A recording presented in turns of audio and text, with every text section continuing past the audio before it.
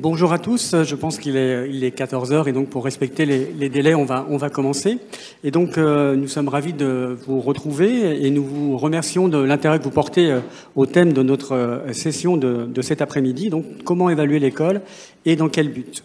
Et donc je me propose dans un premier temps de dire quelques mots de présentation de notre objet. L'école, son organisation, mais aussi et surtout les résultats de l'école suscite de nombreux débats. Alors, de vieux débats, pourrait-on dire, puisque voilà, les réflexions et les interrogations autour des performances de l'école ne sont pas nouvelles, mais ces réflexions et ces débats se renouvellent sans doute sans cesse, notamment sur le niveau des dépenses qui sont consacrés à l'école, mais également sur les résultats, le niveau des élèves, sur la capacité de l'école à garantir l'insertion professionnelle, sociale des élèves, sur sa capacité à alimenter le capital humain, donc on connaît le rôle décisif dans la dynamique de la croissance. Et donc l'école fait face à de nombreuses attentes, et pour s'en persuader, il suffit de regarder, je vais essayer de mettre la bonne diapositive, de regarder, si vous voulez revenir en amont, voilà, de regarder le premier article du Code de l'éducation. Voilà, vous l'aviez. Ah. Voilà, ça va revenir. Vous allez voir, en plus, vous n'allez rien pouvoir lire parce que ça va être trop petit, mais c'est un peu volontaire en réalité. Voilà, et donc c'est le premier article du Code de l'éducation qui précise les missions assignées à l'école. Bon. Donc je ne sais pas, peut-être qu'Éric nous pourra nous dire si à l'international on a un texte qui définit aussi précisément et de manière aussi extensive les missions de l'école, mais c'est quand même assez remarquable. Et puis on pourrait ajouter que ce texte-là, finalement, est complété quasiment à chaque grande loi sur l'école. Voilà. Et donc, on voit, je ne vais pas tout lire naturellement, mais on voit qu'on demande beaucoup à l'école et que finalement, les attentes sont très importantes et les débats sont à la hauteur de ces attentes. Et donc, l'idée finalement est de voir dans quelle mesure une évaluation rationnelle, une évaluation précise de l'école peut permettre de déplacer un certain nombre de représentations communes, qu'elles soient des représentations de déploration ou de célébration finalement des résultats de l'école. Et donc c'est vraiment l'objet de notre thématique aujourd'hui. Dans quelle mesure finalement l'évaluation peut permettre de nourrir des débats éclairés sur l'école, son fonctionnement, ses résultats. Et donc en 4 questions qui vont nous guider, pas de manière forcément linéaire, mais nous vous proposons donc de voir pourquoi et comment évaluer l'école, donc pour quelles finalités et avec quels outils, de constater également quels sont les apports des évaluations nationales et internationales et du crédit qu'on peut leur apporter. Et puis, il y a un phénomène tout à fait nouveau dans l'évaluation de l'école, c'est la création du conseil d'évaluation de l'école, à qui il revient de mettre en place l'évaluation régulière de l'ensemble des établissements scolaires. Et donc, ça sera l'occasion ici de vous présenter les finalités et les modalités de l'évaluation des établissements et des écoles, et enfin de réfléchir à la façon dont on pourrait mieux articuler évaluation et prise de décision en matière de politique éducative. Voilà, et donc je vais tout d'abord maintenant vous présenter les intervenants, que je remercie pour leur disponibilité. Et donc Béatrice Gilles, qui est présidente du conseil d'évaluation de l'école, Julien Grenet, qui est économiste à l'école d'économie de Paris, Élise Bullery, qui est également économiste à Paris-Dauphine, et puis Éric Charbonnier, qui est économiste et expert auprès de l'OCDE. Et donc je vais tout de suite donner la parole à Béatrice pour qu'elle nous présente, en tant que présidente du conseil d'évaluation de l'école, quelles sont les grandes finalités finalement de l'évaluation de l'école et qu'est-ce que le conseil d'évaluation de l'école, quelles sont ses missions et comment fonctionne-t-il. Bonjour à toutes et à tous. Tout d'abord, je voudrais vous donner une définition très commune de l'évaluation par rapport aux autres modalités d'examen de l'école. Quand on évalue, On mesure, on observe, on analyse les effets d'une politique publique ou d'une structure publique dans le but de produire des connaissances, mais aussi de porter un jugement de valeur, dans le meilleur sens du terme d'ailleurs, jugement de valeur, de rendre des comptes en vue d'améliorer l'action publique. Alors en fait, on aide de ce point de vue-là à la décision publique, c'est-à-dire qu'on regarde quels sont les besoins auxquels répondent ces politiques publiques, on en regarde les effets et l'impact, on regarde ce qui se serait passé si on n'avait pas mis en œuvre ces politiques publiques, et en fait on veut en améliorer la performance. On produit des connaissances aussi quand on évalue, on renforce, et ça c'est très important, la capacité des acteurs, des réseaux et des institutions dans l'action publique.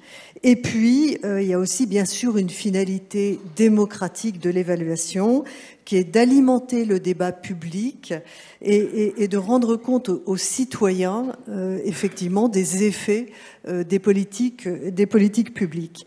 Alors, c'est à distinguer très fortement, et vous avez sous les yeux la diapositive qui le précise, premièrement du contrôle de gestion ou de l'audit, et ça c'est très important parce qu'on est dans un système éducatif qui est extrêmement habitué au contrôle ou au contrôle de gestion et beaucoup moins à l'évaluation. Le contrôle, quand on contrôle, on regarde la conformité à finalement une prescription ou un cahier des charges. Quand on évalue, eh bien, on ne regarde pas que la conformité, on regarde les résultats, les processus, les faits et l'impact. Ça se distingue aussi bien sûr du contrôle de gestion, de l'audit au sens restreint du terme qui regarde la réduction des risques. Et ça se distingue également de la recherche stricto sensu, puisque la recherche a pour finalité principale le développement des connaissances et pas forcément l'action publique en tant que telle. Et c'est très important de faire ces distinctions pour bien voir ce qu'on fait quand on évalue les politiques d'éducation ou d'enseignement scolaire. Alors, le Conseil d'évaluation de l'école qui a été créé par la loi de 2019 pour l'école de la confiance a une mission générale d'évaluation de l'organisation, du fonctionnement et des résultats de l'enseignement scolaire. Il a aussi une mission plus particulière sur les méthodologies d'évaluation, sur la mesure des inégalités, sur la cohérence des évaluations produites par le ministère, que ce soit les évaluations en général de politique publique, que ce soit les évaluations des élèves, que ce soit en grosso modo l'ensemble des évaluations. Et la loi lui donne, et ça c'est tout à fait nouveau par rapport aux conseils qui l'ont précédé, eh bien le rôle de définir et de mettre en œuvre et de piloter l'évaluation de l'ensemble des établissements scolaires de France, publics et privés sous contrat. Et ça, c'est une mission toute nouvelle du Conseil d'évaluation de l'école. Sa composition en 2 mots, c'est un conseil qui est composé de 14 personnes, des parlementaires, 2 députés, 2 sénateurs, 6 personnalités qualifiées qui sont désignées par le Parlement et par l'Institut de France, et enfin des acteurs du ministère, puisqu'il y a le directeur de la DGESCO, la directrice de la DEP, la chef de l'IG et la présidente qui est nommée par le président de la République. Donc voilà, en gros, sa composition qui est sensiblement différente des conseils qui l'ont précédé. Un comité consultatif qui va réunir, je dis va réunir parce que compte tenu du Covid, on n'a pas pu le faire en présentiel jusqu'à présent, l'ensemble des organisations syndicales, l'ensemble des parents des élèves, enfin représentés bien sûr, des collectivités territoriales puisqu'on est dans un beau service public à compétences partagées, et du monde économique et social, et un comité territorial avec les 30 recteurs. Merci Béatrice pour cette mise en perspective et donc un rappel des principales finalités de l'évaluation, une présentation de ce conseil qui est donc installé depuis 1 an et demi maintenant. Je donne maintenant la parole à Élise pour une réflexion un petit peu plus pratique, j'ai envie de dire, sur les outils dont nous disposons pour mener l'évaluation de l'école. Et donc, qu'est-ce qui est à la disposition des chercheurs, finalement, pour évaluer l'école? Merci beaucoup. Bonjour à tous. Alors, je vais vous donner effectivement un point de vue de chercheur. On utilise beaucoup d'outils d'évaluation et je vais essayer de développer un peu des exemples pour répondre à deux grandes questions. La première grande question que les chercheurs essayent de traiter, en partenariat évidemment avec les administrations, l'éducation nationale, c'est d'identifier les problèmes. Quels sont les problèmes, faire des constats finalement. Donc les évaluations qui visent à faire des constats, elles vont reposer essentiellement sur de la collecte de données, de grandes enquêtes auprès des élèves, grandes enquêtes auprès des enseignants, également auprès des chefs d'établissement et des parents, donc tous les acteurs de l'éducation, à la fois au niveau national mais aussi au niveau international, de manière à ce qu'on puisse, à partir de ces grandes enquêtes, alors il faut respecter des critères méthodologiques importants, notamment la représentativité. Si on n'a pas la représentativité dans les échantillons que l'on constitue, on va rater ou soit sous-estimer, soit surestimer des problèmes, les problèmes qu'on peut identifier. Donc c'est très important, les aspects méthodologiques dans ces enquêtes, et ça va nous permettre de faire des constats, par exemple, en comparaison internationale, de savoir quels sont les niveaux d'apprentissage des élèves français par rapport à d'autres pays européens, quels sont les niveaux d'apprentissage des filles par rapport aux garçons, quels sont les niveaux, par exemple, autre chose que l'apprentissage, quelles sont les méthodes pédagogiques utilisées par les enseignants en France par rapport aux enseignants d'autres pays. Donc on va utiliser ces grandes enquêtes aux différents niveaux d'acteurs, comme je disais, pour établir des écarts finalement. Et ces écarts, selon qu'ils sont importants ou peu importants, on va s'en saisir comme d'un problème pour des solutions, pour essayer de développer des solutions. Donc c'est très important cette première partie du travail des chercheurs et des statisticiens, parce que évidemment, avant de trouver des solutions, encore faut-il savoir quels sont les problèmes qu'on veut traiter. Donc ça c'est la première finalité, la première utilisation des grandes enquêtes auprès des élèves, des parents, des enseignants, des chefs d'établissement. Et puis la deuxième chose dont je viens de parler, c'est établir l'efficacité de solutions que l'on a élaborées au regard des constats. Une fois qu'on a fait des constats, on se dit, bon, ben là, on a un trop gros pays. Par exemple, je pense à un travail que Julien Grenet a mené sur le manque d'aspiration des filles pour les carrières scientifiques. On établit ce constat grâce à des enquêtes. Une fois qu'on a établi le constat, il faut essayer de développer des solutions, par exemple, un programme qui permet à des scientifiques femmes d'aller dans les établissements scolaires pour sensibiliser les filles, lever les mécanismes d'autocensure des filles par rapport aux carrières scientifiques, et peut-être même, sans parler d'autocensure, peut-être même donner des meilleures informations sur en quoi consiste ce métier. Et la deuxième mission de l'évaluation, ça va être de tester, de mesurer l'impact d'une politique que l'on a développée pour répondre à un problème donné. Donc là, on va utiliser des outils un peu moins... on va développer des enquêtes, mais ces enquêtes, on va cibler les enquêtes dans certains établissements qui ont bénéficié d'une politique donnée pour en évaluer l'impact sur les bénéficiaires avant de généraliser éventuellement ces politiques si elles s'avèrent pertinentes. Donc je vais vous donner un autre exemple de politique qui a pu être évaluée en utilisant ces outils d'enquête, par exemple les dédoublements des CP. Le dédoublement des CP en REP et en REP+, donc en réseau éducation prioritaire, qui a eu lieu à partir de 2018. Ce dédoublement des CP, c'est une politique qui visait à réduire l'écart de performance scolaire entre des élèves d'origine modeste et des élèves d'origine plus favorisée. Et donc il y a eu un suivi dans les établissements avec les CP dédoublés qu'on a comparé à des établissements le plus ressemblant possible, mais dans lequel il n'y a pas eu de CP dédoublé. Donc là, il faut trouver ce qu'on appelle un contrefactuel, c'est-à-dire la situation sans la politique que l'on veut évaluer, mais avec des élèves le plus identiques possible, pour qu'évidemment, on ne compare pas des choux et des carottes. Donc on va identifier des classes non dédoublées, accueillant des élèves aux mêmes caractéristiques que des classes avec des CP dédoublés.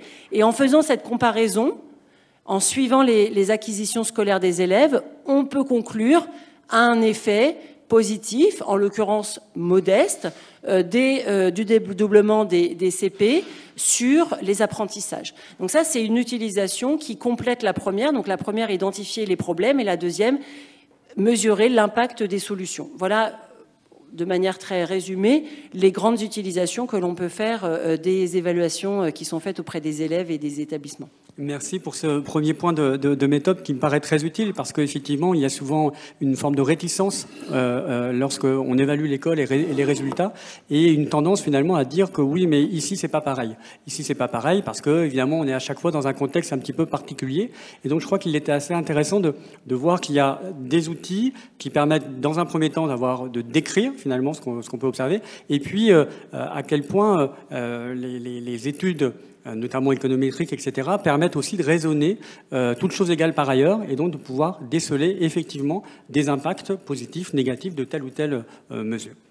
Maintenant, je vais passer la parole à Eric pour un regard vu de l'extérieur, d'une certaine façon, et donc du point de vue et à partir des enquêtes nombreuses menées par l'OCDE, dont PISA évidemment est la plus emblématique, mais pas seulement, qu'est-ce que les évaluations internationales nous disent de notre école? Oui, c'est un vaste programme, on pourrait en faire des heures et des heures, mais c'est vrai que les évaluations internationales, elles ont ce mérite, à mon sens, de casser les idées reçues. Je me rappelle quand le programme PISA, donc PISA, c'est l'évaluation des élèves de 15 ans en compréhension de l'écrit, mathématiques et sciences, a été créé. Tout le monde, avant PISA, imaginait que l'Allemagne et la France avaient les deux meilleurs systèmes d'éducation en Europe, et que finalement, les autres pays étaient moins importants. Et quand ce premier PISA est sorti, la France et l'Allemagne sont arrivés juste dans la moyenne des pays européens, et en plus avaient un niveau d'inégalité très élevé par rapport aux autres. Donc les études internationales ont ce mérite de positionner les pays les uns par rapport à les autres et de casser ces idées reçues.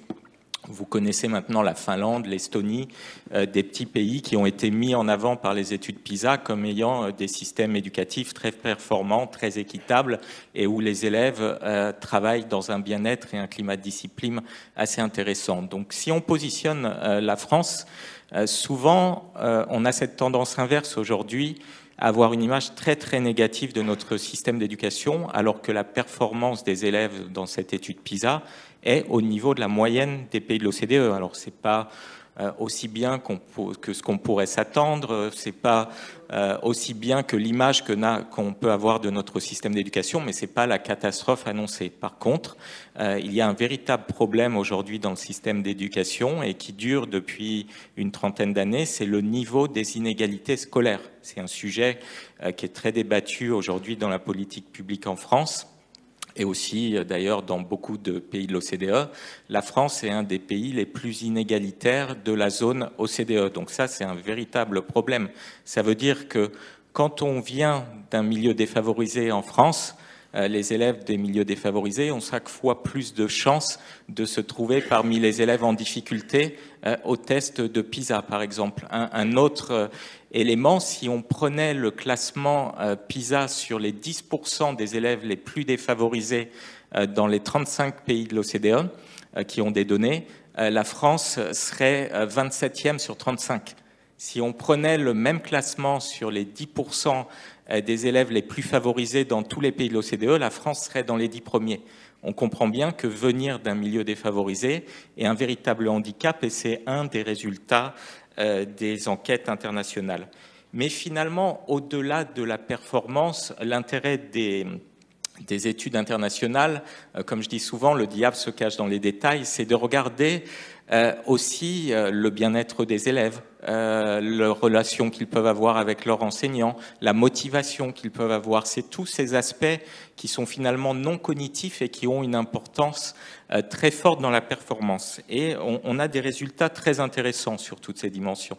Nos élèves sont très heureux, satisfaits dans leur vie. Le niveau de bien-être est souvent supérieur à la moyenne des pays de l'OCDE et pourtant, ils sont parmi les plus anxieux vis-à-vis des mathématiques. C'est un des résultats qui est ressorti de l'étude PISA. Ils sont parmi les plus nombreux à ne pas répondre aux questions qui leur demandent de s'écarter du programme scolaire, alors que la non-réponse n'est pas sanctionnée dans PISA. ils sont parmi les plus nombreux à déclarer avoir une relation très distendue avec leurs enseignants, c'est-à-dire que leurs enseignants ne sont pas suffisamment présents quand ils ont des difficultés pour leur aider à rattraper leur retard. Voilà, ça, ce sont des résultats de PISA qui montrent qu'il y a des aspects à améliorer dans le système d'éducation. L'évaluation PISA et les autres études de l'OCDE se font aussi au niveau de l'établissement. Donc, ce sont des données de 2018, avant la création du Conseil d'évaluation de l'école. Mais ce qu'on peut dire, c'est que le climat de discipline s'est dégradé en France depuis une dizaine d'années. Il y a un véritable problème, une statistique qui me choque à chaque fois. En France, il y a 75% des élèves de 15 ans qui déclarent dans PISA qu'il y a du bruit et des nuisances à chaque début de cours dans leur établissement. Donc ça montre qu'il y a un véritable problème de discipline, une discipline qui s'est dégradée et aussi souvent un manque d'autonomie et de coopération entre les acteurs du second degré. C'est quelque chose qui est très intéressant de voir que la coopération entre les enseignants et les chefs d'établissement est moins développée en France que dans la plupart des pays de l'OCDE. Un dernier aspect des résultats des comparaisons internationales qui me semble important, c'est de se dire aujourd'hui un message qui me semble très positif, c'est que les inégalités qui existent dans beaucoup de pays de l'OCDE ne sont pas une fatalité. On a pu voir au fur et à mesure des 20 ans de l'existence de PISA qu'un grand nombre de pays aujourd'hui sont capables d'avoir un système d'éducation performant pour ses élèves, mais aussi je vais y arriver, avec beaucoup d'égalité scolaire, c'est-à-dire tous les élèves, quel que soit leur milieu, ont les mêmes chances de réussir. Et souvent, les leviers qui ont été activés dans ces pays, alors je vais vous les citer, vous en citez quelques-uns, la Finlande, le Canada, l'Australie, le Royaume-Uni, le Portugal qui s'est beaucoup amélioré, les leviers ont souvent été les mêmes et il y a eu une volonté de lutter contre l'échec scolaire et d'investir dans le métier d'enseignant. Et je crois que c'est une des dernières vraiment recommandations fortes et résultats des comparaisons internationales. Il faut faire beaucoup mieux sur le métier d'enseignant en France. On peut voir que nos enseignants aiment leur métier. C'est quelque chose qui ressort des études Thalys, ont des compétences académiques très fortes. Le niveau d'une agrégation d'un CAPES sur la partie académique est très élevé, mais ont quelques défaillances sur le volet pédagogique du métier. Souvent, les enseignants déclarent avoir accès à une formation continue qui n'est pas ciblée sur leurs besoins. Ils voudraient davantage de formation sur la gestion de classe, la gestion des élèves en situation de handicap. Je crois que c'est un des aspects vraiment sur lequel, s'il y a un message qui ressort souvent si vous lisez les publications de l'OCDE, c'est qu'il faut investir en France dans le métier d'enseignant et que c'est le levier numéro 1 de la réussite dans de nombreux pays de l'OCDE. Merci Eric. En fait, je ne sais pas si je vais dire merci parce que si j'ai bien compris, nous sommes le pays donc où la force du lien entre origine sociale et devenir scolaire est l'une des plus fortes. Nous sommes anxieux, nous sommes peu créatifs, indisciplinés, peu coopératifs. Et finalement, il y a peu d'attrait pour le métier d'enseignant. Voilà, donc je ne sais pas si je dois dire merci, mais en tous les cas, ça nous livre quand même une vision de notre système qui est intéressante parce qu'elle nous interroge et elle nous invite évidemment à nous améliorer, comme tu l'as bien dit. Alors, peut-être... il est nécessaire de revenir aussi sur des considérations d'ordre méthodologique, sur ces résultats qui nous viennent de l'extérieur, effectivement. Est-ce qu'on peut les prendre pour argent comptant? Est-ce que finalement il n'y a pas dans l'idée même d'une comparaison internationale des biais méthodologiques qu'il serait intéressant d'avoir à l'esprit? Julien, sur ce point? Merci, bonjour à toutes et à tous.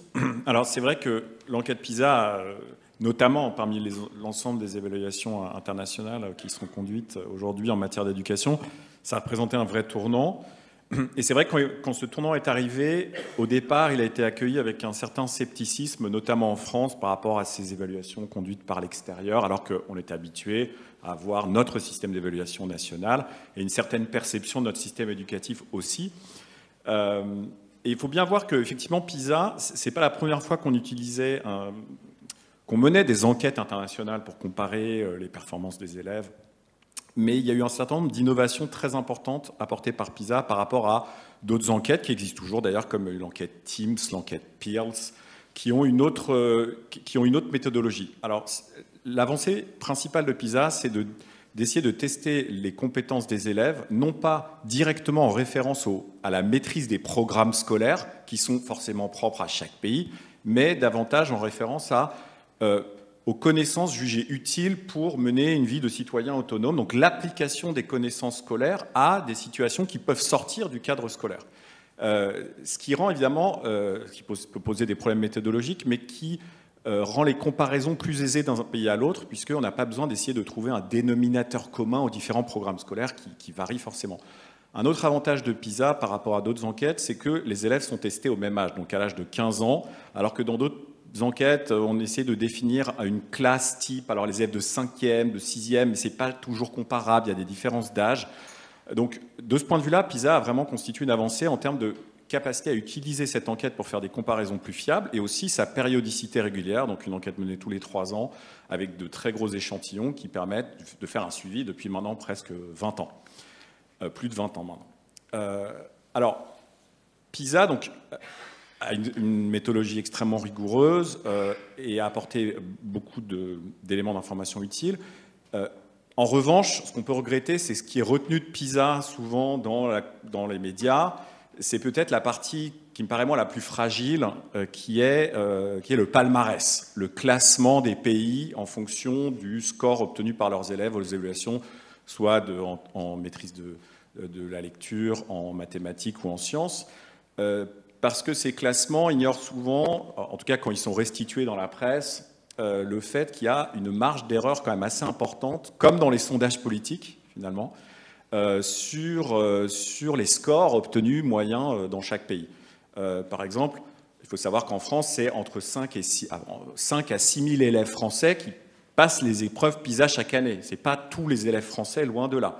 Ce qui veut dire qu'à la fin, on a un échantillon, comme un échantillon de sondé pour un sondage politique, et donc il y a une marge d'erreur forcément relativement importante, qui fait que par exemple, la France, dans la dernière enquête PISA de 2018, était classée en 18e position sur 36 en maîtrise en lecture.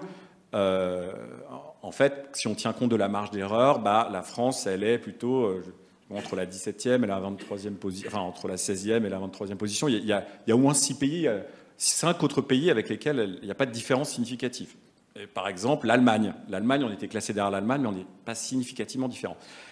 Il y a d'autres problèmes en termes de comparaison posés par PISA qui sont, par exemple, qu'on va comparer des pays de l'OCDE avec des pays qui ne sont pas de l'OCDE.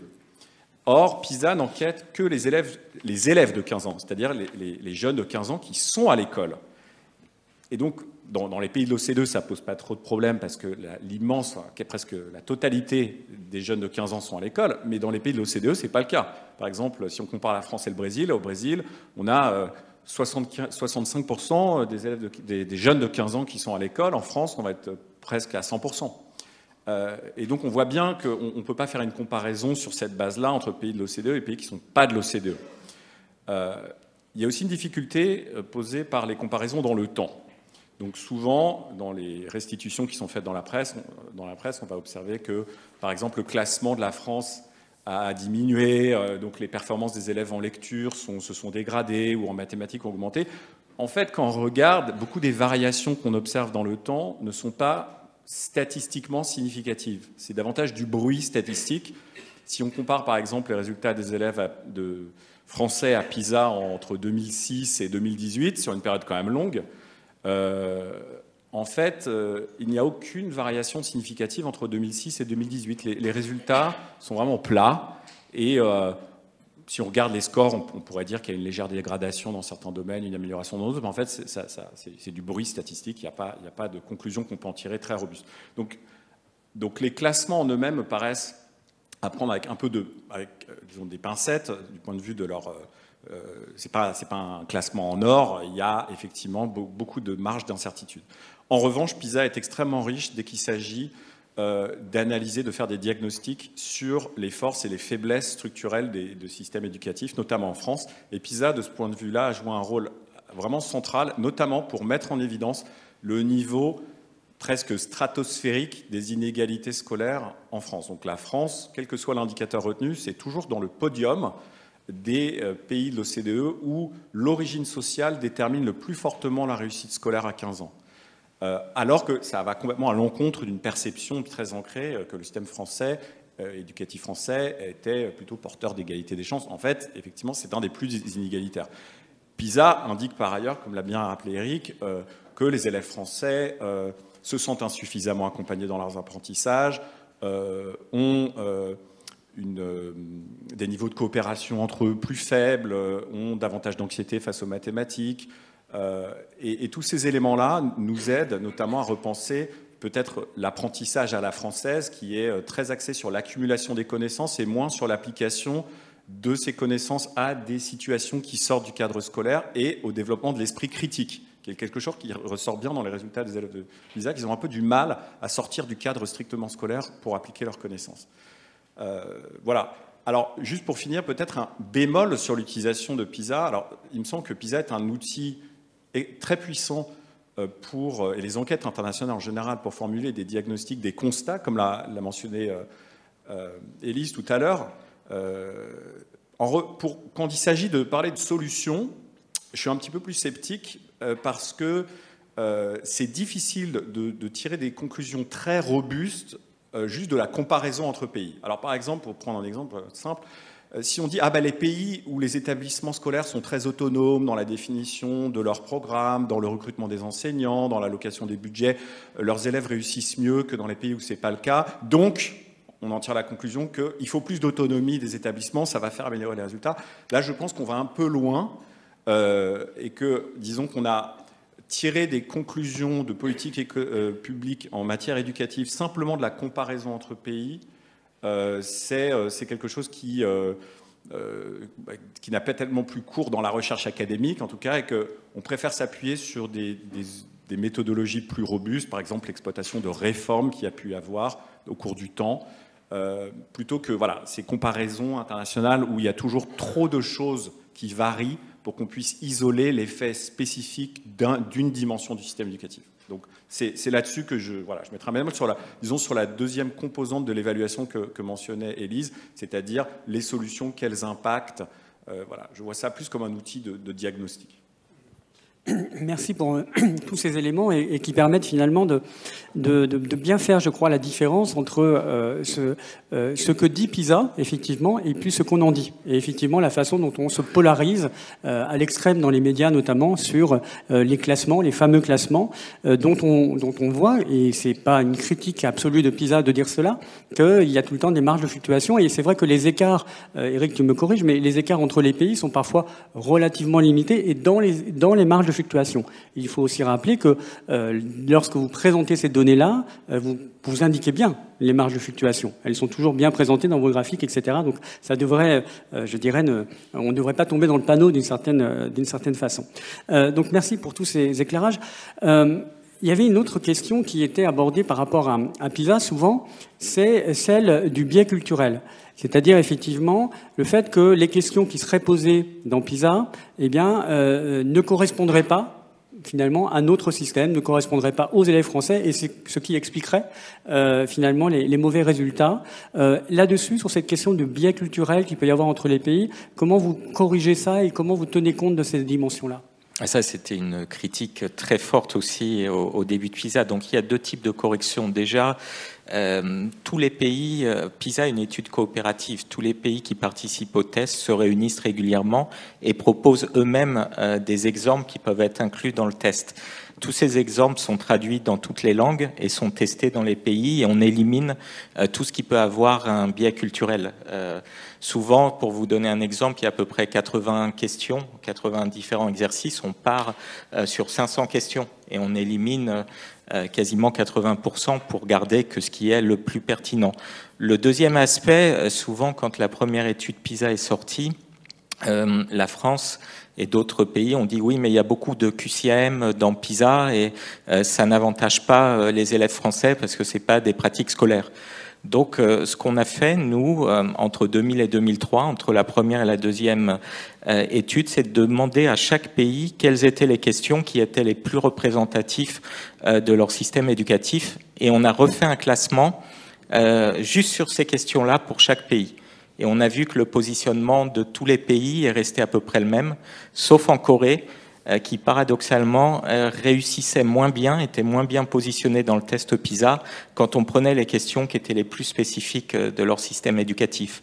Donc une fois qu'on a publié ça, ça a cassé un peu cette idée du biais culturel. Après, le biais culturel zéro n'existe pas. Il y a toujours des questions qui posent problème. Il y en a une notamment sur le sentiment d'appartenance aux établissements, où la France se positionne très mal parce que cette idée de s'identifier à un établissement, c'est pas vraiment dans la culture française. Donc on essaye de changer ces questions-là au fur et à mesure pour améliorer le test, mais globalement, il y a quand même beaucoup de mesures de vérification tout au long du processus. Très bien, merci pour ces éléments. Une question qui est parvenue, et n'hésitez pas à les envoyer, sur la formation. Tu en parlais tout à l'heure, effectivement, en disant que la formation en France des enseignants, je parle, était relativement limitée. On pose différentes questions sur est-ce qu'on a une idée du nombre de jours de formation d'un enseignant français, voilà, comparativement à ce qui se passe à l'étranger. Est-ce qu'il y a des éléments, est-ce que vous avez en tête des éléments autour de cela ? Oui, tout à fait. Dans notre étude de Thalys sur les enseignants, donc là on sort de PISA, l'OCDE, c'est énormément de publications différentes. Et Thalys, à la limite, est moins connu que PISA, mais apporte des réponses peut-être plus intéressantes aujourd'hui par rapport à la problématique française, c'est au métier d'enseignant. Et on peut voir en effet que le nombre de jours de formation reçus en moyenne par les enseignants au collège est inférieur en France de 3 ou 4 jours à la moyenne des pays de l'OCDE. Il y a aussi la participation. Il y a moins d'enseignants en France qui participent à cette formation continue que dans les autres pays. Et aussi des éléments qu'elle ne conduit pas souvent en France à un changement des pratiques pédagogiques. C'est-à-dire Singapour, qui est souvent un pays modèle, sur la formation des enseignants. Chaque enseignant va recevoir 80 heures à peu près de formation par an. Ils vont devoir en appliquer les principes, faire des rapports sur justement les résultats. Parfois, ils vont mettre de l'expérimentation de ces pratiques à l'intérieur de leur classe pour montrer que ça a aidé à faire progresser les élèves et ça va conduire à des évolutions de carrière. Voilà, en France, on est plus dans une formation continue, moins développée et pas forcément ciblée sur les besoins des enseignants. Là encore, les enseignants français sont plus nombreux à exprimer avoir des besoins sur la maîtrise des outils numériques, sur le travail individualisé avec les élèves, sur la gestion de classe et la gestion de classes multiculturelles. C'est les résultats de la dernière étude Thalys. Merci. Et puis d'autres éléments éventuellement, c'est que dans certains pays, et notamment la Finlande, la formation des enseignants est strictement obligatoire. Voilà, c'est-à-dire que les professeurs doivent obligatoirement suivre tant de journées de formation par an, etc. Donc ça peut être aussi un autre élément à pointer.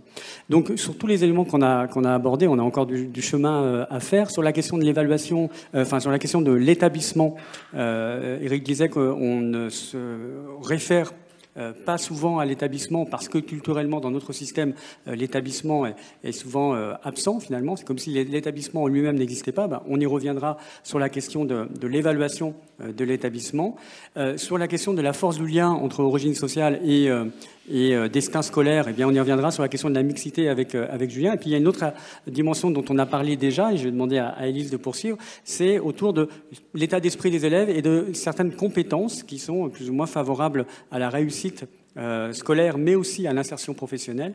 Et donc là aussi, il y a des résultats de travaux, d'évaluation qui sont tout à fait intéressants. Oui, merci. Alors, je veux bien qu'on mette les slides parce que je voulais vous montrer quelques graphiques, justement.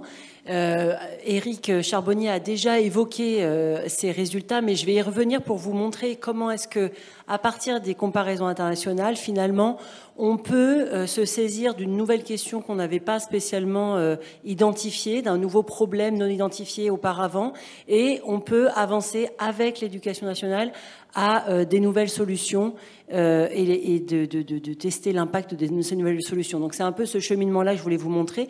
Donc comme le disait Éric Charbonnier, les résultats de PISA sont extrêmement frappant, je ne sais pas si c'est le bon terme, parce que c'est vraiment extrêmement alarmant, plus que frappant, en matière de ce qu'on appelle les compétences sociales et comportementales.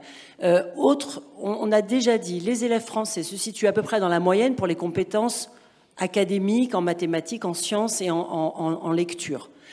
Mais ce que l'on commente moins, c'est que les élèves français se situent à des niveaux extrêmement faibles de compétences sociales et comportementales. Donc ici, j'ai reporté, à partir de la dernière enquête de PISA qui a eu lieu en 2018, l'indice de coopération, qui est calculé à partir de questions posées aux élèves, plusieurs questions, qui mesurent dans la perception qu'ont les élèves, qui mesurent à quel point la coopération est un élément important, mis en œuvre dans leur classe, présent dans le quotidien, etc. On voit que la France se situe... alors, la ligne noire, c'est la moyenne de l'OCDE. Donc, tout ce qui est au-dessus, je ne sais pas si vous arrivez à voir les pays en bas, parce que ça doit être trop petit, mais tout ce qui est au-dessus de la ligne noire, c'est les pays pour lesquels l'indice de coopération est supérieur à la moyenne. Tout ce qui est en dessous de la ligne indique un niveau de coopération inférieur à la moyenne, et la France, c'est la barre noire, qui est donc la plus basse. Donc nous avons, parmi tous les pays de l'OCDE, le niveau de coopération perçu par les élèves, donc on met les bémols qu'on veut y mettre si on veut, le plus bas. Alors, la slide suivante, donc j'ai fait le même travail pour une question. Je vais vous expliquer pourquoi elle est importante, mais c'est une question qui peut paraître un peu naïve. Votre intelligence est-il quelque chose... Enfin, pardon, c'est pas formulé comme ça. La question qu'on pose aux élèves, c'est dire s'ils sont d'accord ou pas avec l'affirmation « Votre intelligence est quelque chose à propos de vous que vous ne pouvez pas changer beaucoup ». Ça peut paraître un peu anodin comme question.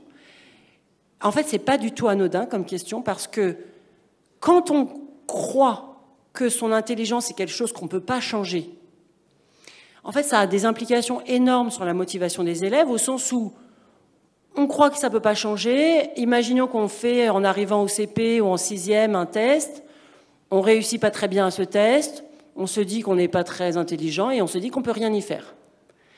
Donc, on se décourage, c'est-à-dire que finalement, on est nul, quoi. Voilà. Et puis, ceux qui, plus positivement, réussissent se disent « je suis intelligent », et donc on fait partie de la catégorie des gens intelligents, tant mieux. Mais donc ça, c'est ce qu'on appelle l'esprit fixiste. C'est-à-dire l'esprit qui consiste à penser que l'intelligence est fixe et qu'on ne peut pas y faire grand-chose, et que donc, en fait, finalement, travailler, se réentraîner quand on n'y arrive pas, réessayer, ça ne sert pas à grand-chose. Donc ça a des fortes implications. Il y a des travaux en psychologie sociale sur ce sujet, beaucoup aux États-Unis et au Canada, sur l'investissement des élèves dans le travail et donc sur leur progression finalement. Ce qui peut expliquer, je reboucle avec la question des inégalités sociales qui sont particulièrement perturbantes en France, alors qu'on a les systèmes d'éducation prioritaire avec des investissements massifs. On ne comprend pas pourquoi on a des inégalités beaucoup plus fortes qu'ailleurs. Peut-être parce qu'on croit davantage que l'intelligence est quelque chose de fixe, et que quand on arrive à l'école d'une famille plus modeste, on est en général on est moins bon, mais que en se percevant moins bon pour toujours, on investit moins dans le travail, on se décourage, on se démotive, on se décourage, et du coup les écarts s'accentuent de manière extrêmement prononcée tout au long de la scolarité, par rapport à des pays où les élèves se sentent dans ce qu'on appelle un état d'esprit de développement, c'est-à-dire un état d'esprit où quand on rate, c'est pas grave, on va se réentraîner, on va y arriver. Si on a un état d'esprit de développement, même si aujourd'hui, en arrivant à l'école, on n'est pas très bon, on croit qu'on peut y arriver, les parents croient qu'on peut y arriver, les enseignants croient qu'on peut y arriver, et en fait, on peut y arriver, concrètement, si on a les bons outils, les bons encouragements et les bonnes stratégies qui nous sont proposées.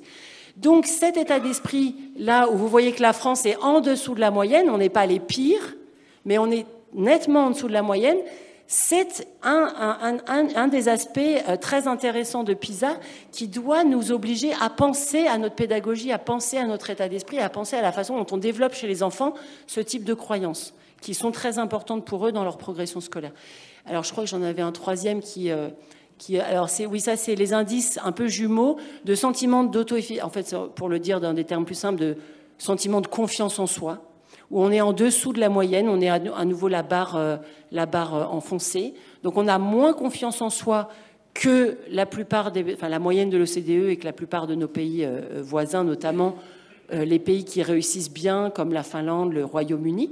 Et on a un indice de peur de l'échec, qui est lié, en fait, hein, c'est l'un étant la contraposée un peu de l'autre.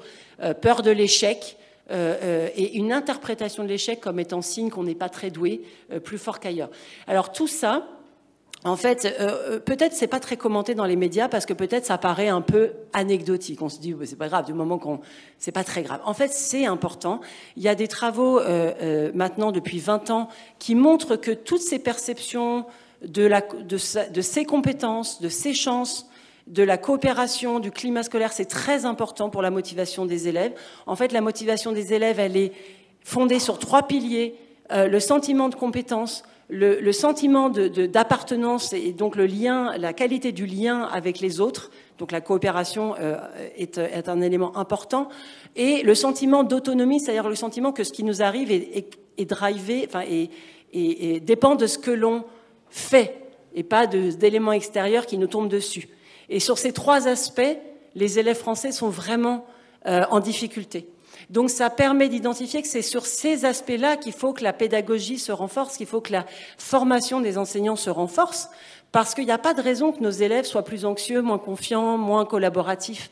Et comme ça détermine beaucoup la motivation, peut-être ça peut expliquer en fait en grande partie les découragements, les démotivations et l'échec scolaire, avec le lien social, enfin l'origine sociale, le poids de l'origine sociale très important.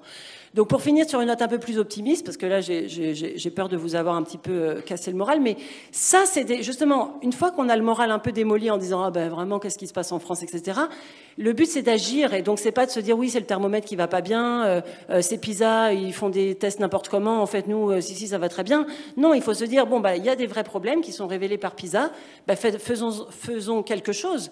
Et donc ce qu'on a initié avec plusieurs académies, notamment Versailles, Paris, Bordeaux, Poitiers, donc je parle des académies, des grands ensembles, on a développé une formation pour les enseignants de CP qui vise à travailler le sentiment de compétence, l'évaluation formative, l'état d'esprit de développement, c'est-à-dire cette idée qu'on peut ne pas y arriver, mais que c'est pas grave, que le tout c'est de réessayer de travailler, et la coopération.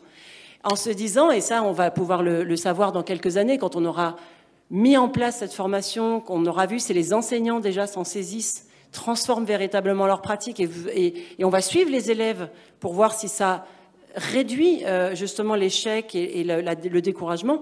Donc je ne peux pas vous donner la réponse aujourd'hui, peut-être que ça ne va pas marcher, mais en tout cas, je pense que ces évaluations-là doivent nous obligent en fait à créer des nouvelles solutions et à les évaluer pour vérifier qu'elles atteignent bien leurs objectifs. Voilà. Merci pour tous ces éléments. Alors, plusieurs questions qui sont arrivées. Comment changer cet esprit fixiste, précisément? Voilà, vous en avez un petit peu parlé autour de la formation. Donc ça, on sait comment faire. Donc ça, c'est super parce qu'on a déjà testé avec des élèves, on sait comment faire. L'esprit fixiste, on arrive à le transformer d'abord en repartant du fonctionnement du corps humain, du cerveau. C'est-à-dire qu'en fait, le cerveau, c'est pour ceux qui connaissent un peu le fonctionnement, c'est comme un muscle, c'est pas un muscle, c'est comme un muscle, c'est-à-dire que on peut développer les connexions neuronales, on peut renforcer la rapidité de process, donc c'est quelque chose qui se développe d'un point de vue strictement biologique, physiologique. Donc déjà, en faisant une formation auprès des enseignants et des élèves de comment fonctionne le cerveau et de comment on arrive à muscler son cerveau et quels sont les bons gestes, les bons outils pour le muscler, on transforme en fait la vision que les élèves ont de leur intelligence. On permet aux élèves et aux enseignants et aux parents, en fait c'est important parce que tout ce monde-là doit passer de fixiste à état d'esprit de développement. Et en fait on change les croyances, et en changeant les croyances, on motive les élèves et les enseignants et les parents à travailler, à s'entraîner parce que comme un muscle, effectivement, plus on s'entraîne, plus on y arrive. Et il a été démontré à la fois sur des expériences internationales, mais aussi en France, que avec ces outils de la biologie et de montrer avec des petites vidéos, des petits films, de faire travailler les élèves sur le fonctionnement du cerveau, ça crée ce changement de croyance qui augmente la motivation et les résultats scolaires. Alors, deux remarques, questions en réalité autour de la coopération des élèves, dont on a vu qu'elle était plutôt plus faible en France que dans d'autres pays. Une proposition qui est de dire finalement, à force de concours et de notes, les élèves ne pensent qu'au classement. Et donc, effectivement, là, cette idée de coopération serait, je dirais, amputée du fait de cette modalité d'évaluation. Et puis, une autre interrogation qui est, est-ce qu'on peut mettre en relation le manque de coopération entre les élèves et les effectifs moyens dans les classes? C'est-à-dire, est-ce que ce serait un paramètre finalement suffisant pour permettre plus de coopération, réduire la taille des classes finalement?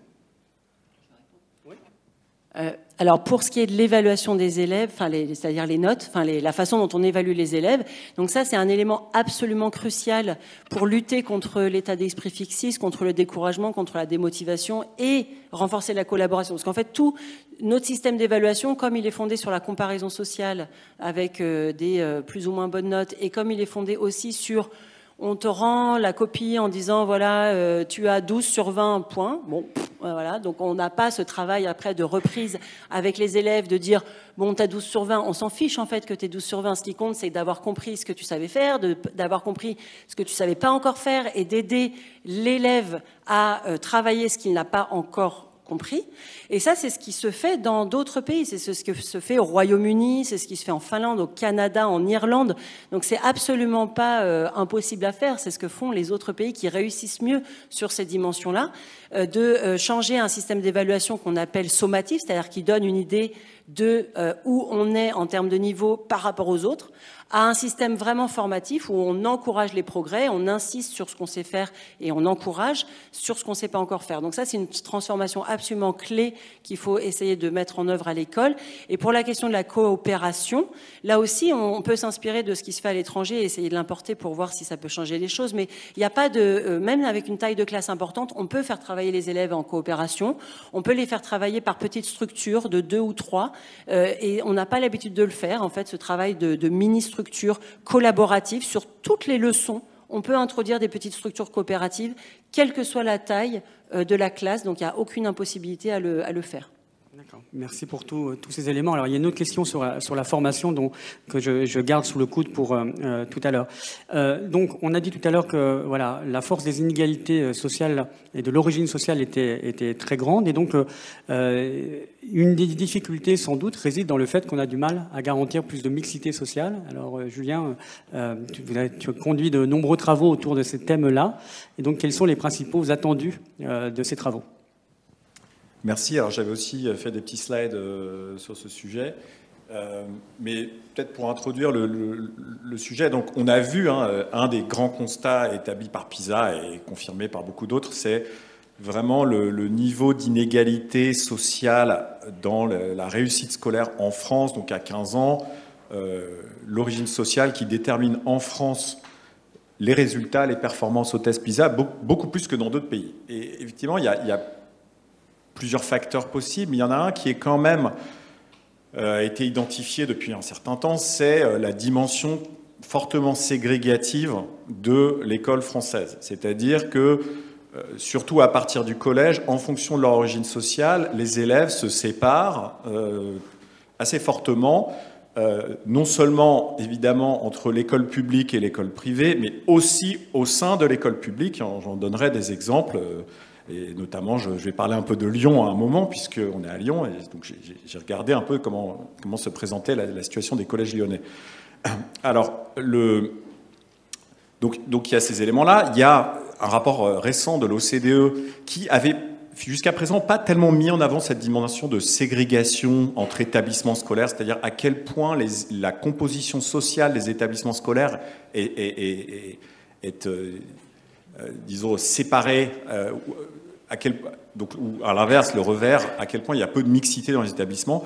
L'OCDE a fait un rapport pour voir si les inégalités scolaires mesurées dans PISA, c'est-à-dire à quel point les écarts des élèves favorisés et défavorisés sont importants, est-ce que ces écarts-là sont plus élevés dans les pays où il y a moins de mixité sociale à l'école? Effectivement, la réponse est oui. Plus il y a de mixité, moins il y a d'inégalités sociales de réussite scolaire. Donc évidemment, ce n'est pas une preuve, c'est une corrélation, mais ça suggère que cette ségrégation à l'école, elle a un rôle dans les inégalités. Et la recherche le confirme par ailleurs. Il y a beaucoup d'études qui montrent que notamment la concentration des difficultés sociales dans certains établissements ne maintient pas les inégalités, elle les amplifie parce que les élèves ont des conditions d'apprentissage beaucoup plus difficiles, ont des niveaux d'ambition beaucoup plus faibles, l'école leur renvoie une image d'exclusion quand même assez forte, et tous ces éléments vont se conjuguer pour finalement faire que ces élèves vont réussir encore moins bien. Alors, face à ce constat, le ministère de l'Éducation nationale, en 2015, a lancé un certain nombre d'expérimentations pour essayer de tester de nouvelles méthodes pour renforcer la mixité, alors spécifiquement au collège, qui est vraiment le point noir dans le système éducatif en termes de mixité, après avoir constaté quand même un certain nombre d'échecs dans les approches antérieures, notamment l'assouplissement de la carte scolaire qui avait été mis en place en 2007 et qui n'avait pas vraiment conduit à faire progresser la mixité au collège. Donc ces approches qui ont été proposées en 2015 consistaient à essayer d'évaluer différents types d'actions. Alors par exemple, redécouper la carte scolaire pour essayer d'associer des quartiers plus socialement hétérogènes, fermer certains établissements ghettos pour rescolariser les élèves dans d'autres établissements, mettre des options attractives dans des établissements en éducation prioritaire. Ou une des méthodes qui a été proposée, c'est de fusionner les secteurs de collège pour faire des grands secteurs de manière à brasser davantage les élèves. Et c'est ce dispositif particulier, donc, qui s'appelle les secteurs multicollèges, sur lequel j'ai plus spécifiquement travaillé dans le cadre des expérimentations qui ont été mises en place dans l'Académie de Paris. Alors peut-être sur le slide suivant, juste pour donner un peu le constat, donc ce graphique montre la composition sociale des collèges parisiens, donc il y en a 175. Chaque barre, c'est un collège, et la taille de la barre, c'est la part d'élèves défavorisés dans le collège. Donc élèves défavorisés, ça veut dire enfants d'ouvriers, de personnes sans activité ou de personnes sans activité professionnelle. Donc qu'est-ce qu'on observe il y a énormément de variations sur un territoire qui est finalement pas si vaste que ça, avec des collèges qui ont 0% d'élèves défavorisés et certains collèges qui en ont plus de 50%, voire au maximum 61%, quand à moyenne en Paris, il y a 17% d'élèves défavorisés parmi l'ensemble des collégiens. Donc il y a des écarts considérables. Deux choses apparaissent. D'une part, c'est qu'il y a un écart très fort entre le public et le privé. Les collèges privés sont quasiment tous à gauche du graphique, en rouge. En moyenne, les collèges privés à Paris, qui scolarisent 35% des collégiens, ils ont 3% d'élèves défavorisés. Les collèges publics, ils en ont 24%. Donc, premier constat, la ségrégation publique-privée contribue fortement à la ségrégation sociale au collège. Deuxième constat, au sein même du public, il y a des écarts considérables. On va de 6% d'élèves défavorisés à 61%. Et l'autre constat qu'on peut regarder quand on analyse plus cartographique, donc sur le slide suivant, donc cette carte représente, pour seulement les collèges publics qui sont sectorisés, la composition sociale, donc en l'occurrence la part des élèves défavorisés par collège, et plus c'est rouge, plus c'est défavorisé, plus c'est bleu, plus c'est favorisé. Et donc ce qu'on voit, c'est que, bon, il y a certes une opposition entre le centre et l'ouest de Paris, plus favorisé, le nord-est, plus défavorisé, mais il y a des écarts à quelques centaines de mètres gigantesques entre collèges publics. Donc pour ne donner qu'un exemple, le 18e arrondissement, tout au nord, on a des collèges de part et d'autre du boulevard Barbès. On a des collèges d'un côté qui ont quelque chose comme 10% d'élèves défavorisés, de l'autre côté des collèges REP+, donc parmi les plus défavorisés de France, qui ont quelque chose comme 60% d'élèves défavorisés. Il ne s'agit pas de collèges publics et privés, c'est deux collèges publics dans le même quartier à 150 mètres l'un de l'autre. Donc évidemment, on voit que la sectorisation, la manière dont on fait les secteurs, le fait qu'il y a en fait beaucoup de ségrégation résidentielle sur des espaces relativement petits à l'échelle d'une ville, au sein d'un même arrondissement, on peut avoir, à Paris par exemple, le quartier de la Goutte d'Or et la butte Montmartre, c'est pas du tout la même sociologie. Ça crée cette ségrégation, ça participe de cette ségrégation scolaire, sociale à l'école, et on voit que dans un quartier aussi petit que le 18e, ou un arrondissement aussi petit que le 18e, on peut avoir des écarts entre collèges qui sont aussi forts que des écarts entre les collèges les plus favorisés et les plus défavorisés de France, sur un tout petit territoire. Et je vais vous montrer qu'à Lyon, on n'est pas dans une situation finalement si différente que ça. Alors, quelle a été la solution qui a été... Alors, avant de revenir juste le slide suivant, pour dire que quand on essaie d'analyser qu'est-ce qui explique cette ségrégation entre collèges, alors à Paris en l'occurrence, il y a la moitié à peu près de cette ségrégation qui vient de l'évitement vers le privé, donc la ségrégation entre public-privé. C'est-à-dire que si tous les élèves du public, qui sont aujourd'hui dans des collèges privés, fréquentaient leur collège de secteur public, ça diminuerait la ségrégation par 2. Ensuite, ce qui reste, c'est la ségrégation résidentielle pour l'essentiel, c'est-à-dire le fait que la carte scolaire, elle se superpose à un tissu urbain extrêmement ségrégé et que des secteurs scolaires vont reproduire la ségrégation sous-jacente dans le logement. Et puis il y a une toute petite partie qui vient des dérogations accordées au sein même du secteur public, entre collèges publics, mais c'est une contribution assez faible finalement au total. Alors la solution qui a été imaginée à Paris, c'est la mise en place de secteurs multicollèges, donc qui ont été expérimentés pour la première fois à la rentrée 2017. Alors en quoi ça a consisté? Ça a consisté à fusionner les secteurs de collèges avec des compositions sociales très différentes, bien qu'étant proches. Donc l'exemple emblématique, c'est deux collèges, Berlioz et Coesvox, au nord du 18e, où l'un est un collège REP avec plus de 50% d'élèves défavorisés, l'autre un collège très favorisé de la butte Montmartre avec 10% d'élèves défavorisés. Donc l'idée a été de mettre ensemble ces secteurs et d'expérimenter 2 méthodes d'affectation. La première, c'est ce qu'on appelle la montée alternée. Alors c'est un terme un peu barbare, mais qui consiste à dire, selon les années, donc par exemple les années paires, tous les élèves, qu'ils soient dans l'un ou l'autre secteur, là, dans ce secteur réuni, ils vont tous aller ensemble dans le même collège. Et l'année suivante, les élèves du double secteur, ils vont faire leur scolarité dans l'autre collège. Donc on change de collège. Donc au lieu d'avoir 2 collèges avec 4 classes de 6e chacun, on a un collège qui a 8 classes de 6e, une année sur 2. Et cette montée-là, ce système permet de scolariser ensemble tous les élèves du secteur et donc de normalement favoriser la mixité. Puis un autre système qui est un système de choix régulé, c'est-à-dire qu'on demande aux parents de faire des vœux et on essaie d'affecter les élèves à leur collège, le collège qui a leur préférence, en tenant compte de critères sociaux, de faire en sorte que les collèges aient une composition équilibrée. Et donc qu'est-ce qu'on a observé? Alors sur le slide suivant, donc je vais juste parler d'un des secteurs, celui qui avait fait le plus parler de lui à l'époque, le secteur Berlioz-Coesvox, donc c'est 2 collèges où on a mis en place ce secteur multicollège avec montée alternée. Eh bien, sur la partie gauche, on a la composition sociale des classes de 6e des 2 collèges avant la mise en place de l'expérimentation. Donc, les 4 catégories distinguées en bleu foncé, les catégories sociales très favorisées, bleu clair favorisées, les classes moyennes en vert et les classes défavorisées en rouge. Donc, on avait 2 collèges aux compositions sociales diamétralement opposées. 3 ans plus tard, donc tous les élèves sont scolarisés dans le même établissement à l'entrée en 6e, et finalement on a une composition sociale beaucoup plus équilibrée et qui ressemble beaucoup plus à la composition sociale du plus favorisé des 2 avant. Ce qui peut paraître surprenant, on dit attendez, on mélange 2 secteurs et on a une composition sociale qui ressemble beaucoup plus à celle du collège favorisé, comment est-ce possible? Eh bien ça vient du fait que la mise en place de cette expérimentation a entraîné une diminution de l'évitement vers le privé. Contrairement à ce qui était imaginé au départ, on disait si on fait plus de mixité sociale, on va faire fuir les classes favorisées vers le privé. En fait, là, c'est l'inverse qui s'est produit. Pourquoi? Donc, on a un taux d'évitement vers le privé dans ce double secteur qui est passé de 24% à 16%, et qui vient en grande partie du fait que dans le secteur le plus défavorisé, ce collège Berlioz-REP, on avait 30% d'évitement vers le privé. Avec la mise en place du double secteur, ça est tombé à 8%. C'est-à-dire que les parents favorisés de ce collège REP ne mettaient pas leurs enfants dans ce collège. On leur propose un collège à composition plus équilibrée, ils reviennent vers le public.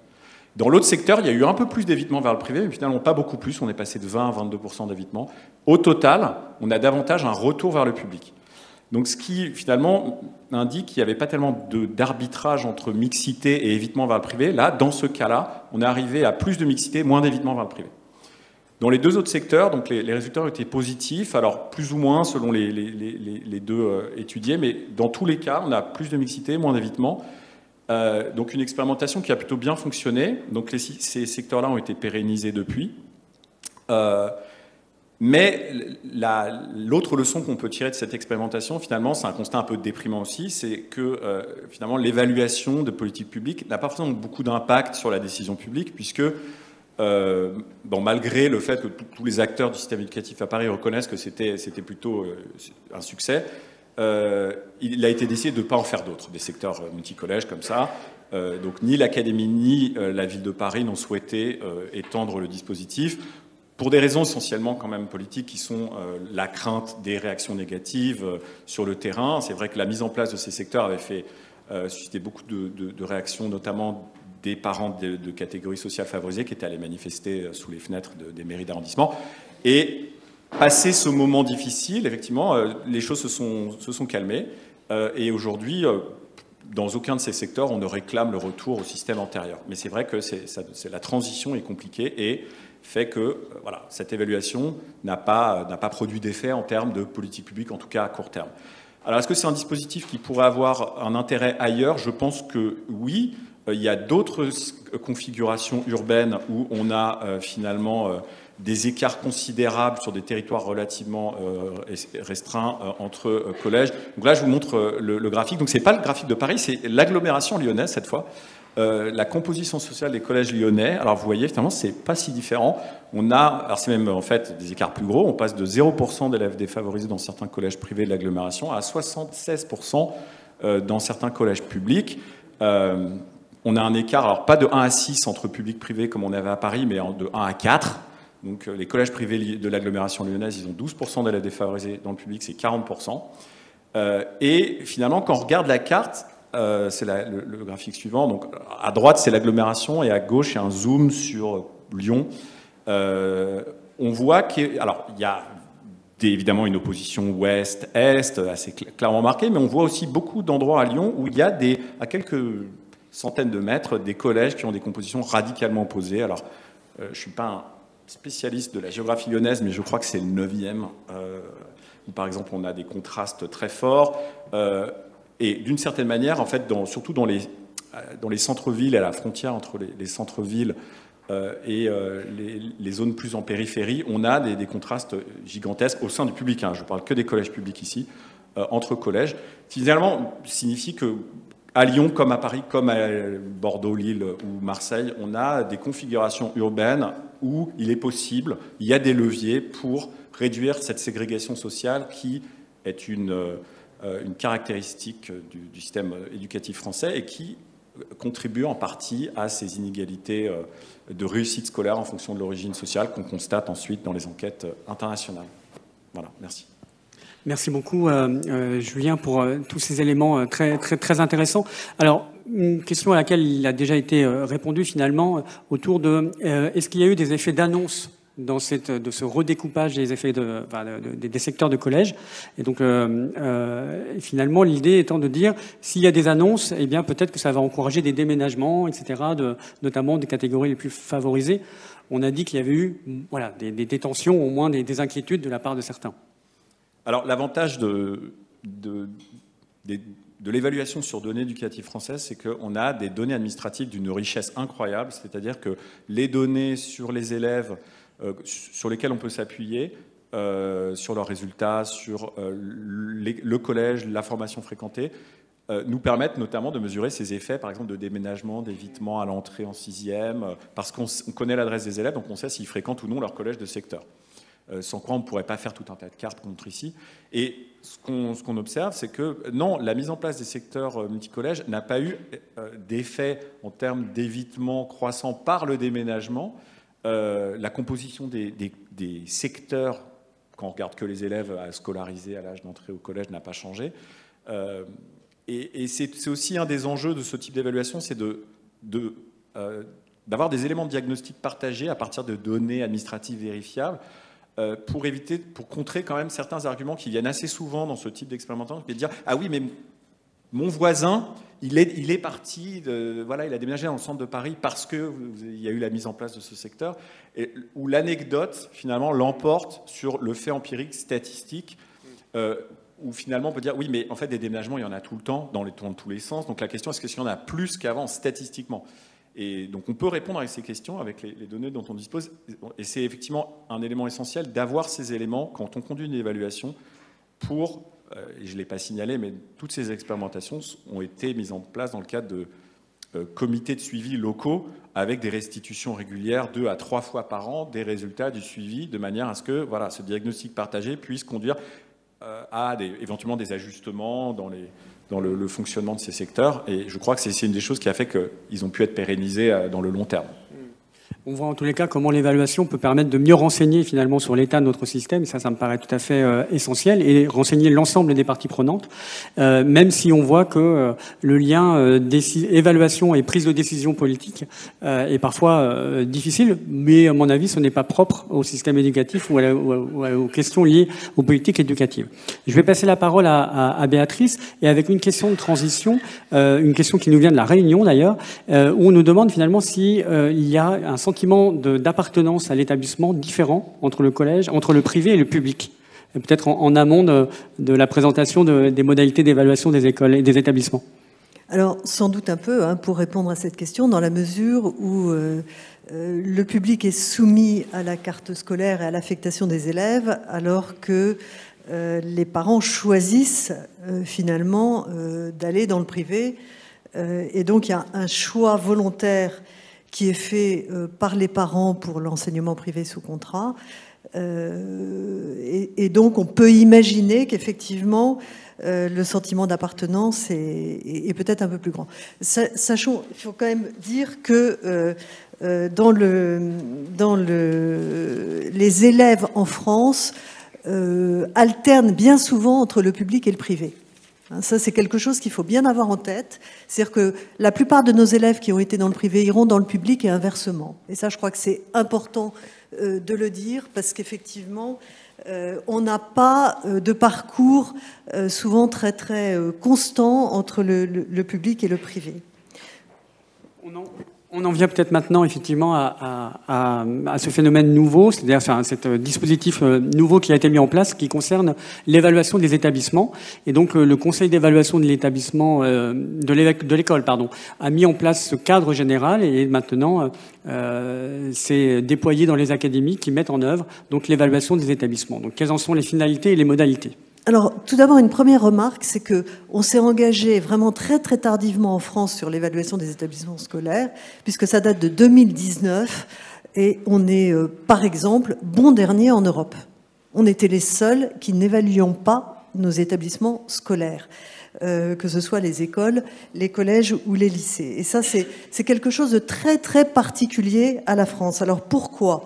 Sans doute à cause de notre organisation du système éducatif français très centralisé et déconcentré, avec une existence finalement assez faible de l'établissement en tant que tel, la focalisation en France sur l'évaluation des personnels et sur l'évaluation des élèves, assez importante.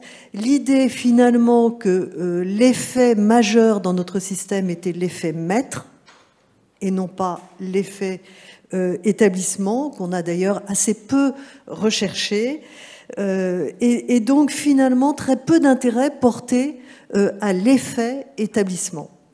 Alors, la loi de 2019 donc, pose l'évaluation exhaustive et systématique des établissements scolaires en France, avec un pilotage par le Conseil d'évaluation de l'école, qui a donc arrêté un protocole second degré en juillet 2020 et qui va arrêter un protocole premier degré en janvier 2022, avec un petit décalage entre le second degré et le premier degré. Et je le rappelle, un périmètre public, privé sous contrat, mais aussi établissement agricole. Alors, avec quelle finalité ? La première chose, la loi posait le principe d'une auto-évaluation suivie d'une évaluation externe. Ça, c'est quelque chose d'important. Tous les pays ne l'ont pas fait. Il y a certains pays qui ne font que de l'auto-évaluation. Il y a d'autres pays qui ne font que de l'évaluation externe. Il y a pas mal de pays qui font les deux. Et nous, comme on arrivait bon dernier, on a eu la chance de pouvoir regarder les bilans des autres. Et en réalité, quand on regardait les bilans internationaux, il était fortement conseillé de pratiquer à la fois l'auto-évaluation et l'évaluation externe. Et c'est la raison pour laquelle le Conseil l'a arrêté. Alors, quelle finalité ? C'était la première chose à poser dans le cadre général de l'évaluation. La finalité, c'est une finalité claire d'amélioration des résultats, des parcours des élèves, du bien-être des élèves, avec donc une focale élève. C'est l'amélioration du service public d'éducation dans l'établissement scolaire. Mais aussi, bien sûr, pour l'ensemble de la communauté, l'amélioration des conditions de réussite collective, c'est-à-dire qu'on s'intéresse bien évidemment aussi à l'ensemble des personnels, à l'ensemble des acteurs de la communauté éducative. Et c'est aussi, dans l'esprit du Conseil d'évaluation de l'école, une dynamique d'apprentissage collectif et de formation des acteurs, et donc de développement du sentiment d'appartenance à l'établissement de l'ensemble des acteurs. Et le but final, c'est ce que posait le Conseil d'évaluation de l'école, c'est l'élaboration du projet d'établissement ou d'école et les demandes de formation et d'accompagnement. Cette finalité est extrêmement importante parce que de cette finalité découlent les modalités de l'évaluation des établissements scolaires. Alors, ces modalités, justement, les principes et les modalités. Premièrement, le principe d'une auto-évaluation suivie d'une évaluation externe par une équipe d'évaluateurs externes qui intervient donc après l'auto-évaluation et sur la base de l'auto-évaluation, c'est-à-dire une auto-évaluation et une évaluation externe très intégrées dans leur finalité et dans leur modalité. Ça, c'est le premier principe.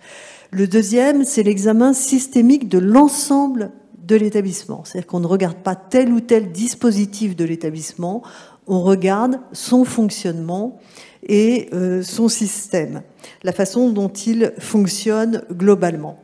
Le troisième principe, c'est une participation de l'ensemble des acteurs, de l'ensemble des parties prenantes, à la fois au moment de l'auto-évaluation, mais aussi au moment de l'évaluation externe.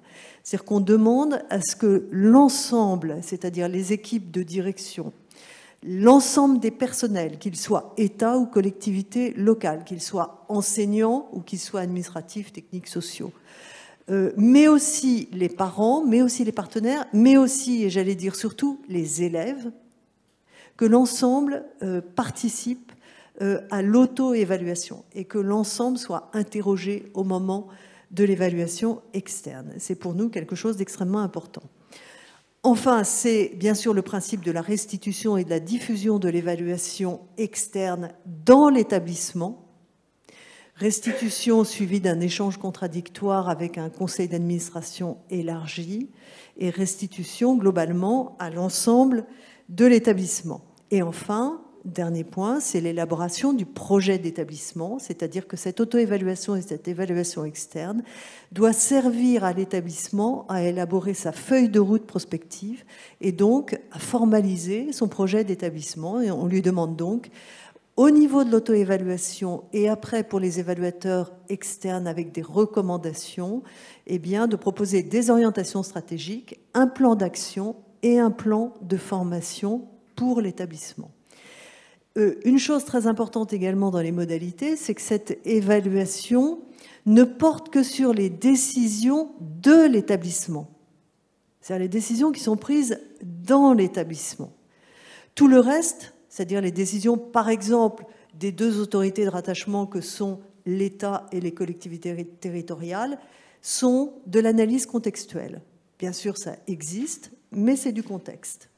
Et on demande de bien distinguer, au moment de l'auto-évaluation et de l'évaluation, ce qui est décision de l'établissement en tant que tel, et donc compétence au sens quasi juridique du terme de l'établissement, et donc responsabilité de l'établissement, du reste des décisions qui sont prises par d'autres et qui peuvent faire partie du contexte externe ou interne de l'établissement. Et ça, c'est quelque chose de très important. Et donc, vous avez sous les yeux le schéma donc, de l'auto-évaluation et de l'évaluation externe. On a proposé 4 domaines pour que l'établissement s'examine dans sa globalité. On lui propose d'examiner 4 domaines particuliers. Le domaine 1, les apprentissages et les parcours des élèves. Le domaine 2, la vie, le bien-être, le climat scolaire de l'établissement. Le domaine 3, les acteurs, le fonctionnement, la stratégie de l'établissement. Et le domaine 4, l'établissement dans son environnement institutionnel et partenarial. Mais on lui demande aussi de regarder toutes les questions transversales à ces 4 domaines qui sont tout à fait importantes. Je donne 2-3 exemples. Par exemple, quelles sont les valeurs portées par l'établissement ? Si elles sont d'ailleurs explicites ou implicites. Les valeurs, on va les trouver par exemple dans le règlement intérieur ou dans d'autres types de documents ou de pratiques ou d'observations. Par exemple, quel est le rôle qui est donné aux élèves dans un établissement sur leurs apprentissages, sur leur vie dans l'école, enfin un certain nombre. Quel est le niveau de coopération dans l'établissement ? Ça, ce sont des questions transversales aux 4 domaines qui ont autant d'intérêt que les 4 domaines. Et puis, on demande à chaque fois comme dans toute évaluation, eh bien, aussi bien au niveau de l'auto-évaluation que de l'évaluation externe, de bien regarder l'ensemble des données qui sont fournies à l'établissement par le rectorat, c'est-à-dire les données, les indicateurs et les données de l'établissement, d'observer les processus de décision notamment, mais pas seulement, tout ce qui est fait dans l'établissement, et de prendre le point de vue de l'ensemble des parties prenantes. Et c'est ce triangle, c'est-à-dire les données, le point de vue des parties prenantes et les observations qui peut faire en sorte que les principales questions évaluatives dans un établissement puissent être travaillées en profondeur. Et ça, c'est extrêmement important. Alors, bien évidemment, le conseil d'évaluation de l'école, qui est assez restreint, ne peut pas s'occuper des 11 500 établissements du second degré et des 50 000 écoles. Et donc, ce sont les recteurs qui programment les évaluations, c'est-à-dire qu'ils disent quel établissement sera évalué telle ou telle année. Pour le second degré, on a arrêté un séquençage de 5 ans qui correspondrait à la durée d'un projet d'établissement. On s'est calé sur ce que le Code de l'éducation dit des projets d'établissement et des projets d'école.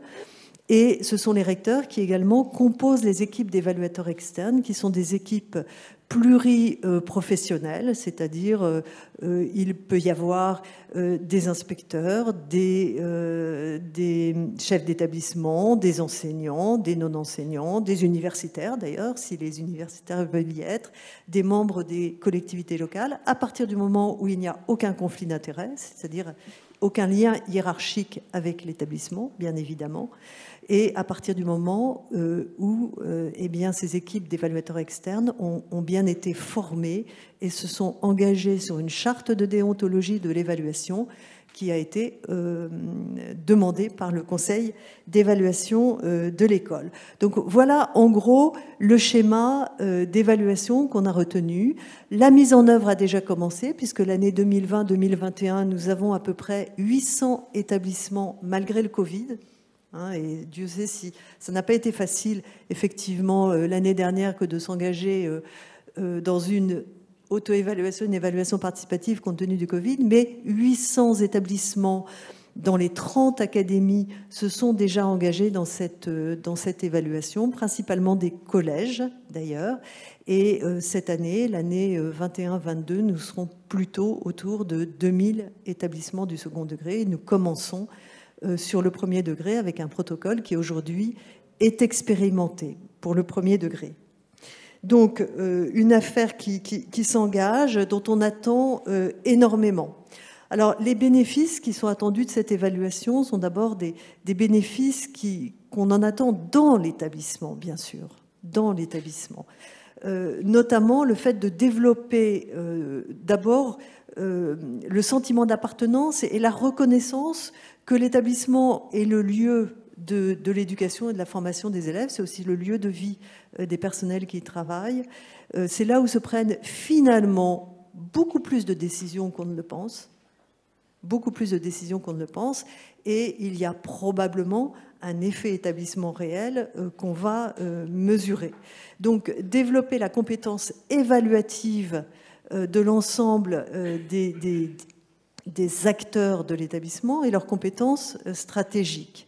Voire donner conscience des actions décidées, avec quels objectifs, qui répondent à quels besoins des élèves. On souhaite vraiment remonter effectivement aux besoins, répondant avec quels résultats et quels effets. Quelle utilisation des données. Donc on attend des établissements qu'ils se regardent de façon rétrospective, qu'ils puissent faire le bilan des actions, des décisions qu'ils ont prises et des effets qu'elles ont eus, et enfin qu'ils puissent également préparer leur vision prospective en préparant leur projet d'établissement. Alors, ce qu'on souhaite, c'est tout simplement développer aussi la connaissance de ce qu'est une chaîne évaluative. C'est la diapositive suivante. C'est-à-dire, alors elle est un petit peu compliquée, mais regardez ce qu'il y a au milieu, c'est-à-dire quand on s'évalue, on regarde que ce soit une politique publique ou une structure publique, à quels besoins on répond compte tenu d'un référentiel de politique publique, un référentiel institutionnel, mais aussi compte tenu du contexte particulier dans lequel l'établissement vit. D'autre part, quels sont les objectifs qu'on s'est fixés, quelles sont les actions qu'on a mises en œuvre et surtout, avec quels résultats, quels effets et quels impacts. Et on voit bien que dans notre système éducatif, on est très souvent habitué aux actions qu'on met en œuvre. On regarde, souvent on essaye de remonter aux objectifs, bien moins souvent d'ailleurs aux besoins, et encore moins souvent on regarde les effets, les résultats et l'impact réel sur le système. Et donc on souhaite développer cette capacité au niveau des établissements, comme au niveau d'ailleurs de l'ensemble des niveaux de l'organisation de l'enseignement scolaire. Alors les bénéfices attendus, ce sont aussi des bénéfices de type managériaux et dans la capacité coopérative et managériale des établissements. C'est bien sûr la construction d'une représentation partagée de la mission de service public de l'enseignement scolaire au sein d'un établissement. Et la vision partagée du contexte dans lequel l'établissement est et des choix qu'il a fait, des décisions qu'il a prises. Que ces décisions soient d'ailleurs collectives ou collégiales, ce sont celles des différents conseils, ou que ce soit celles des individus qui pèsent logiquement sur l'ensemble. Donc l'idée, c'est qu'effectivement, d'essayer de mettre en branle une dynamique collective, mais aussi l'identification finalement de ce qui est décidé par chacun et collectivement, et le rôle de chacun dans la réussite collective. Et c'est bien sûr le fait d'arriver à élargir le cadre dans lequel on peut se sentir enfermé dans un établissement pour essayer d'accroître la capacité d'agir au niveau de l'établissement, notamment par le biais du projet d'établissement, du plan des actions, du plan d'action et du plan de formation. Et en réalité, ce qu'on en attend aussi, c'est un rééquilibrage de la part relative du pilotage par les autorités de rattachement, par les tutelles, et de l'action propre de l'établissement, qui, tout compte fait, quand on regarde ce qui se passe en réalité, est tout à fait important. Alors, pour ce faire, le Conseil d'évaluation de l'école a donné un cadre général de l'évaluation, un guide de questions évaluatives pour le collège, pour le lycée professionnel, mais aussi pour les écoles maintenant. Un cahier des charges de l'évaluation externe qui permet aux évaluateurs externes de pouvoir se former et avoir une vision partagée de ce que c'est qu'une évaluation, de ce que c'est que d'être évaluateur externe, et puis une charte de déontologie qui pour nous est extrêmement importante, puisqu'il s'agit là de veiller à l'impartialité, à la pluriprofessionnalité, au respect des établissements et des personnes, à l'absence de conflit d'intérêts, à la transparence totale de l'évaluation dans son organisation et dans sa restitution. Par ailleurs, on a développé toutes les questions évaluatives par domaine dans des boîtes à outils qui sont assez développées et qui montrent bien d'ailleurs à quel point il y a beaucoup de décisions prises dans l'établissement et qui, pour ceux qui le connaissent, peuvent ressembler un petit peu à ce qu'on a fait dans Quel Éduc, qui permettait effectivement d'aider les établissements à faire de l'auto-évaluation. Voilà, on est en train d'examiner, le Conseil est en train d'examiner les quelques 800 évaluations qui nous remontent de l'ensemble des académies. Et sans doute en janvier-février, il y aura un premier bilan national de l'évaluation des établissements, qui d'ailleurs ne mentionnera aucun étabbissement particulier, ni aucune académie. On a mis pas mal de garde-fous pour éviter que ce protocole puisse être instrumentalisé d'une façon différente de sa finalité, qui est l'amélioration du service public dans l'établissement. Et donc, on essaiera de produire un bilan qui puisse effectivement pouvoir être utile à l'ensemble des établissements, mais aussi à l'ensemble des acteurs de l'enseignement scolaire, qu'ils soient nationaux, qu'ils soient académiques ou qu'ils soient d'établissement. Voilà, c'est enfin, on en espère, la vraie reconnaissance, dans tous les sens du terme reconnaissance, de l'importance de l'établissement, collège, lycée, école en France. Merci Béatrice. Donc il va falloir conclure puisque le temps qui nous était donné est écoulé. Simplement pour dire que sur cette question-là, vous pouvez retrouver toutes les informations sur la page internet du Conseil d'évaluation de l'école si ça vous intéresse d'aller voir plus en détail. Il me reste à vous remercier vivement de votre disponibilité en espérant que ça a pu répondre à certaines questions que vous pouvez avoir autour de l'évaluation de l'école. Merci à tous.